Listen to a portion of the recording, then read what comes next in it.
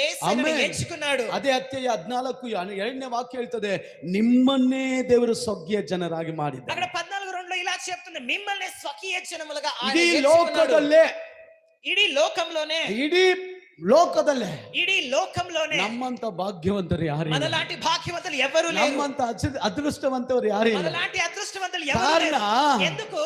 ಕಾರಣ ఎందుకు? ನಾನು ಓದಿದ್ದವನಲ್ಲ, నేను చదివినవాడు ನಮ್ಮ కాదు, ಅಪ್ಪ ನಮ್ಮಮ್ಮ ಆಸೆ ಸೇರಿಸಿರುವುದರಿಂದ ಇಲ್ಲ, నా తల్లిదండ్రులు నన్ను ఆశ చేసిన ಏನು ಇಲ್ಲದವನಾಗಿ ಬೇರೆ ಕೈಯಾಗಿದ್ದನಲ್ಲ, ఏమి లేకుండా ఖాళీ చేతులతో ఉన్నాను కదా. ಓ ಆಗ ದೇವರು ನಮ್ಮನ್ನು కానీ ಆರಿಸಿಕೊಂಡ. అప్పుడు ప్రభు నన్ను ಈ ఎంచుకున్నాడు. ಪಾತ್ರೆ ನನಗೆ ಬೇಕು, ఈ పాత్ర ಈ నాకు కావాలి, ಸಹೋದರಿ ನನಗೆ ఈ ಬೇಕು, సహోదరి నాకు ಈ కావాలి, ಸಹೋದರ ನನಗೆ ఈ ಬೇಕು. సహోదర నాకు కావాలి. ಹಲ್ಲೆಲೂಯಾ, హల్లెలూయా, ಆಮೆನ್. ಆಮೆನ್.